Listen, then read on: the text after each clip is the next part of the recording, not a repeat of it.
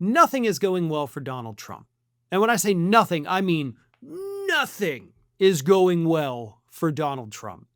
You've got Republicans all across the country starting to break with him to show him that we're no longer afraid of you.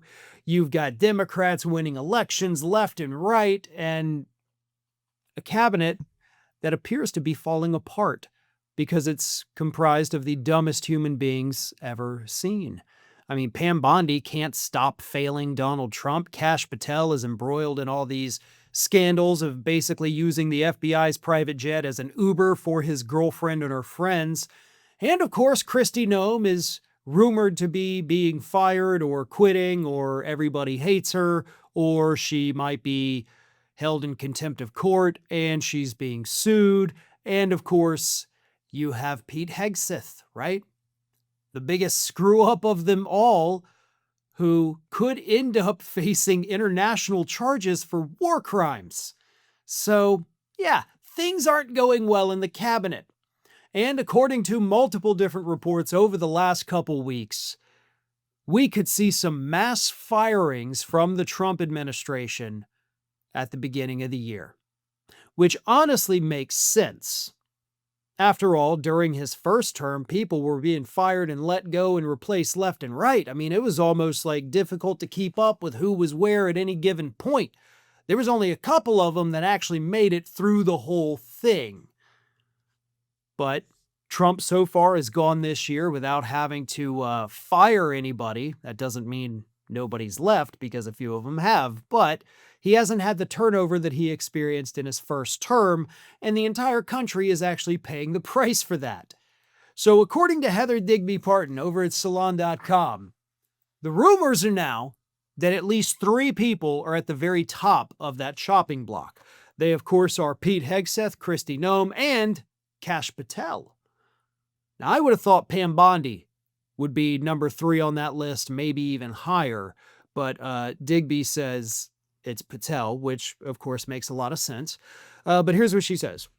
There's no question in this administration what the requirements are. Tell Trump only what he wants to hear, slather him with praise at every opportunity, and never, under any circumstances, disagree with anything he says.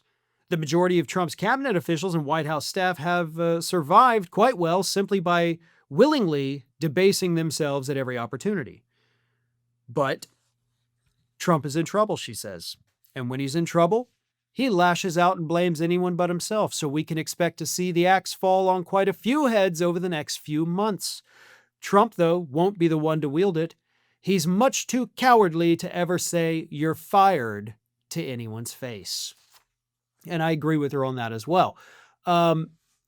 So here's the thing. I think Digby has, a phenomenal point here.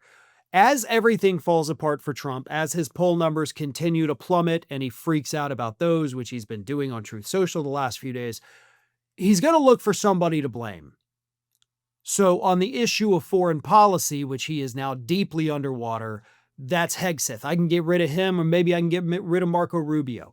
Immigration, well, that's Kristi Noem. I can axe her. Kash Patel, I don't know. He's got scandals, but I think he's embedded with Trump enough that I think he's safe. Pam Bondi, though, her failures are very public and very numerous, and Trump's getting pissed off about that, so I think Bondi is on the chopping block. Kennedy is still somehow the least popular member of this administration. Got articles of impeachment introduced against him last week. He could be out the door pretty soon. So there's a lot of folks that could be gone, and I'll throw a couple of other names out there. Howard Lutnick, Commerce Secretary. Economy's in the toilet. Lutnick went on Fox News the other day and was like, everything is wonderful. Nothing bad is happening. Literally said, nothing bad is happening. So if Trump wants to blame somebody for the economy that's not named Joe Biden, maybe Lutnick is gone. So he's planning these mass firings in order to kind of soothe himself and find somebody to blame for all the other problems. But there's another thing happening.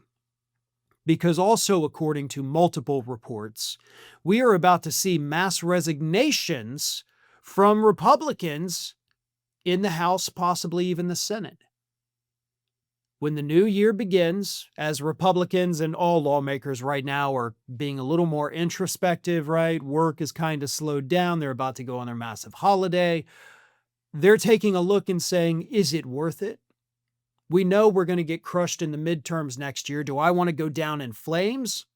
Or do I want to, announce my retirement and bow out gracefully? So those are the two problems that Donald Trump has. He's about to have massive staff turnover, and he's about to lose potentially enough Republicans in the House to give Democrats control before we even get to the midterms.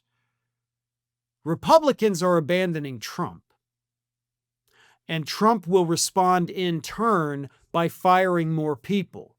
He will feel hurt. He doesn't know how to process those emotions, so he will push away even more people close to him. But that is one of the things that, according to pretty much all the analysts, that's one of the things we can expect to happen once the new year kicks in. Thanks for watching, and if you are not already subscribed to the channel, please do so, and do not forget to like and comment and share widely among your friends.